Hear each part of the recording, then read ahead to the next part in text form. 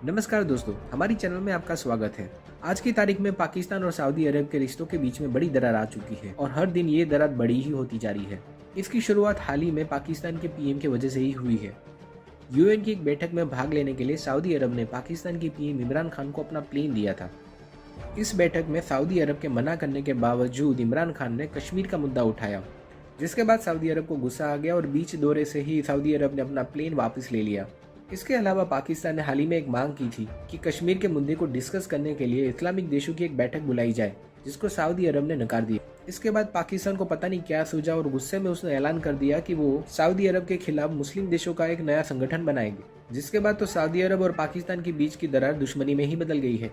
बदला लेने के लिए सऊदी अरब ने पाकिस्तान को दिए गए हुए अपने सारे कर्जे वापस मांग लिए हैं। और इतना ही नहीं, उसकी डिफेंस की जिम्मेदारी जो अब तक पाकिस्तान निभा रहा था वो भी वो भारत को धीरे धीरे सौंप रहा है। डिफेंस के सिलसिले में ही भारत के आर्मी चीफ ने हाल ही में यूएई का दौरा किया था और जिसका दर्द भरा रिएक्शन आप पाकिस्तान मीडिया में देख सकते हैं। इस दर्द भरे रिएक्शन को देखने के लिए फटाफट शुरू करते हैं आज का इंटरेस्टिंग वीडियो। भारत के army chief general Manoj Mukund जो है वो सऊदी अरेबिया और यूएई के 4 रोज़ा दौरे पे और ये दौरा माशी, सफारती और दिफाई पहलुओं से बहुत अहम है। और इस दौरे के दौरान भारत के आर्मी चीफ न सिर्फ दोनों ममालिक की अस्करी क़यादत और दीगर रहनुमाओं से अहम मुलाकातें कर रहे हैं, बल्कि साथ ही सऊदी अरेबिया के नेशनल डिफेंस कॉलेज में मुनक्किद होने वाली एक तकरीब में उन्होंने खिताब भी किया। और भारत और सऊदी अरेबिया के दरमियान इस दौरे के दौरान बाज़ मुआहदों पर दस्तखत होने के भी इम्कान हैं। मौजूदा हालात में भारतीय आर्मी चीफ का ये दौरा इंतहाई गैर मामूली है और सबसे अहम बात यह है कि यह दौरा सऊदी क़यादत की दरख्वास्त पे हो रहा है। यानी एक तरफ मोहम्मद बिन सलमान पाकिस्तान को आंखें दिखा रहे हैं और दूसरी तरफ भारतीय चीफ को अपने दौरे पर बुला रहे हैं। और भारत ये मौका तो किसी सूरत नहीं गंवा सकता कि सऊदी अरेबिया और पाकिस्तान के दरमियान बढ़ती हुई दूरियों का भरपूर फ़ायदा क्यों ना उठाया जाए। इसलिए अब साफ नज़र आ रहा है कि सऊदी अरेबिया ने तैयारी कर ली और भारत साथ मिलकर अपना एक अलग ब्लॉक बना रहा है और अपने दिफाई मामला भी पाकिस्तान के हाथ से वापस लेकर भारत को सौंपना चाह रहा है। और यहाँ पाकिस्तान को ये बात जहन में रखनी चाहिए कि खलीजी ममालिक पर सऊदी अरेबिया का बड़ा गहरा असर है। अगर सऊदी अरेबिया को ब्लॉक बनाता है तो तमाम अरब ममालिक सऊदी अरब के ब्लॉक में ही होंगे। नेशंस के इंटरेस्ट इस बात पर नहीं होते हैं कि आपका मजहब एक है, आप एक मुस्लिम उम्मा हैं। अगर हम एक मुस्लिम उम्मा थे तो बांग्लादेश हमसे अलग क्यों हुआ?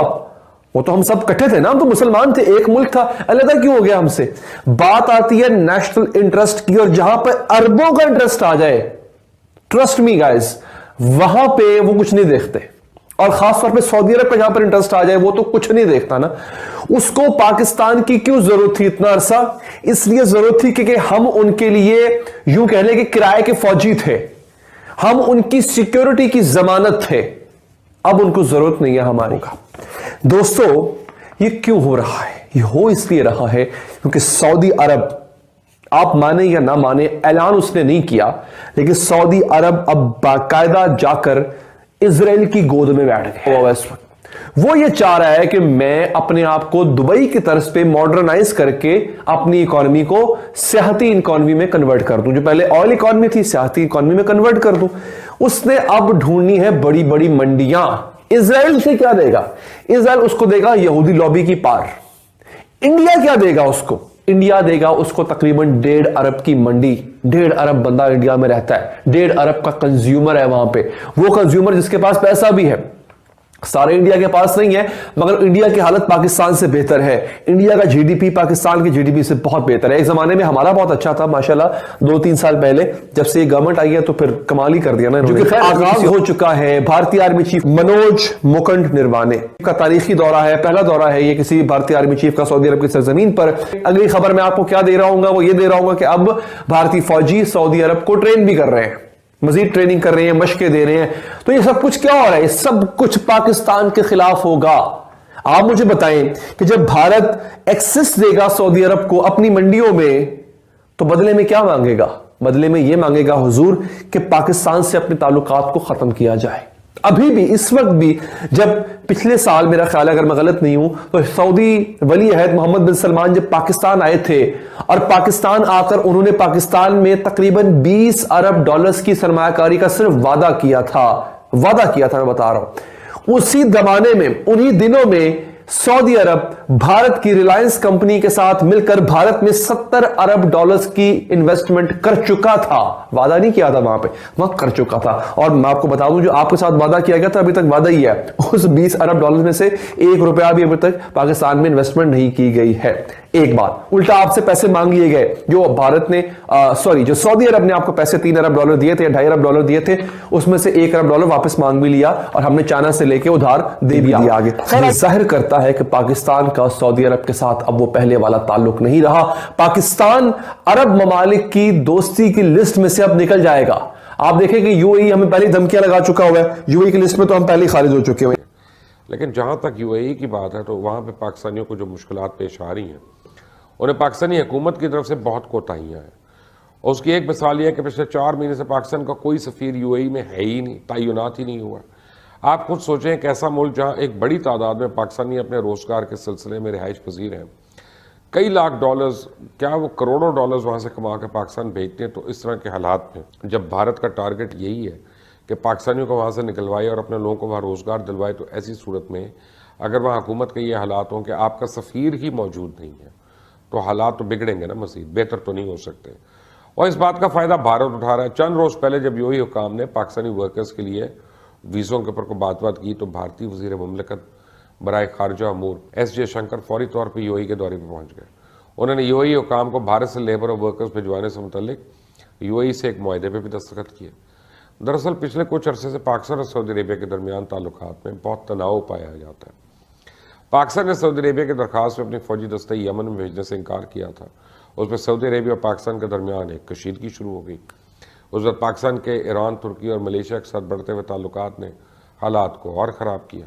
सऊदी अरेबिया चाइना के साथ पाकिस्तानी इत्तेहाद और CPEC मनसूबा शुरू करने पर भी नाराज़ है और इस वजह से सऊदी अरेबिया ने पाकिस्तान पर मुआशी दबाव डालने के लिए तेल देना बंद कर दिया हुआ कर्जा वापस ले लिया और अब वहाँ पाकिस्तानियों के लिए वीज़े और नौकरियों का हसूल नामुमकिन होता जा रहा है।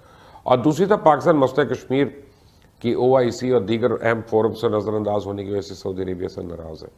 OIC ने पाकिस्तान के मर्जी का बयान तो दिया भारत को, लेकिन उसके बावजूद वो उससे आगे नहीं बढ़ रहे। अब उसके बाद शाह महमूद का बयान भी आपको याद है कि उन्होंने सऊदी अरेबिया के मुखालिफ बयान जब दिया था, जिसमें वाज़ेह पैगाम दिया गया कि अगर सऊदी अरेबिया ने कश्मीर के मामले में पाकिस्तान का पूरी तरह साथ नहीं दिया तो पाकिस्तान को मजबूरन फिर उन ममालिक के साथ एक नया ब्लॉक बनाना पड़ेगा जो कि कश्मीर के मामले में पाकिस्तान का साथ देने को तैयार है। और उसके बाद पाकिस्तान और सऊदी अरेबिया की लड़ाई जो है वो खुलकर आ गई। हालिया OIC के इजलास में होने से कश्मीर से मुतल्लिक एक करारदाद पास की गई, जिसे कुछ देर के लिए तो ये तासुर मिला कि शायद अब सऊदी अरेबिया कश्मीर के मामले पर पाकिस्तान का साथ देने को तैयार है। लेकिन अब भारत के साथ बढ़ते हुए ताल्लुकात और आर्मी चीफ के दौरा तो ये साबित कर रहा है कि ये सिर्फ पाकिस्तान की खाम ख्याली है कि सऊदी अरेबिया भारत के खिलाफ जो हो जाएगा, क्योंकि बहरहाल सऊदी अरेबिया ने कई अरब डॉलर्स की भारत में सरमायाकारी की है जिसको दाव पे नहीं लगा सकते। सऊदी अरेबिया इंडिया के साथ साथ अपने ताल्लुकात बढ़ा रहा है और यही वजह है कि इंडिया के आर्मी चीफ को सऊदी अरब के दौरे पर बुलाया गया। अब सवाल ये पैदा होता है कि क्या सऊदी अरेबिया के लिए भारत पाकिस्तान का मुतबादिल हो सकता है? तो भारत और पाकिस्तान से 3 गुना बड़ा मुल्क है। भारतीय मुसल्लह अफवाज दुनिया की दूसरी बड़ी फौजी ताकत है। सऊदी अरब अगर भारत की दिफाई मुआवनत हासिल करता है तो ये सऊदी अरेबिया के लिए मुफीद तो होगा। नाज़रीन, पीछे इस महीने के आखिर में भारतीय वज़ीर दिफा वो जो है वो भी अब बहरीन का दौरा करेंगे। पूरी अरब नेशन को इन्होंने अपने हाथ में ले लिया है। अगर इनके इंडिया के साथ ताल्लुकात बन चुके हैं तो इसका मतलब यह है नाजरीन कि इनके इजराइल के साथ ताल्लुकात हैं और ये दोनों ममालिक पाकिस्तान को सफ़र हस्ती से मिटाना चाहते हैं। इधर भारत, सऊदी अरब को और पूरे अरब जो ममालिक हैं, अहम अरब ममालिक हैं, उनको साथ मिला के पाकिस्तान की मईशत को चौक करना चाहते हैं। आप सोच रहे होंगे कैसे? तकरीबन 30 से 40 लाख बंदा सिर्फ सऊदी अरब में काम करता है जो पाकिस्तानी है। आपके मुल्क में जो डॉलरों में पैसे इधर आते हैं ज़रिए मुबादला, जिसपे हमारी इकोनॉमी का एक बहुत बड़ा असर चलता है, वो कहां से आते हैं? वो सऊदी अरब से आते हैं। आप सोचे ना कि भारत जब अपनी 1.5 अरब की आबादी में से एक हिस्सा, छोटा सा हिस्सा अगर सऊदी अरब भेज दे और कहे जनाब के जो अभी पैसे ले रहे हैं आपसे पाकिस्तानी मजदूर, उनसे कम पैसे हम लोग लेंगे, तो आपके मजदूरों को तो यूं निकालेगा सऊदी अरब। ये जब 40 लाख बंदा पाकिस्तान आएगा तो आपकी इकोनॉमी पे कितना बड़ा बोझ पड़ेगा, क्योंकि ये लोग तो बेरोजगार होंगे। ये लोग कंस्ट्रक्शन करना जानते हैं, ये लोग माइनिंग करना जानते हैं, तेल पे कुओं पे काम करना चाहते हैं। हमारे यहां कौन से तेल के कुएं भाई? हम कहां नौकरी देंगे इनको?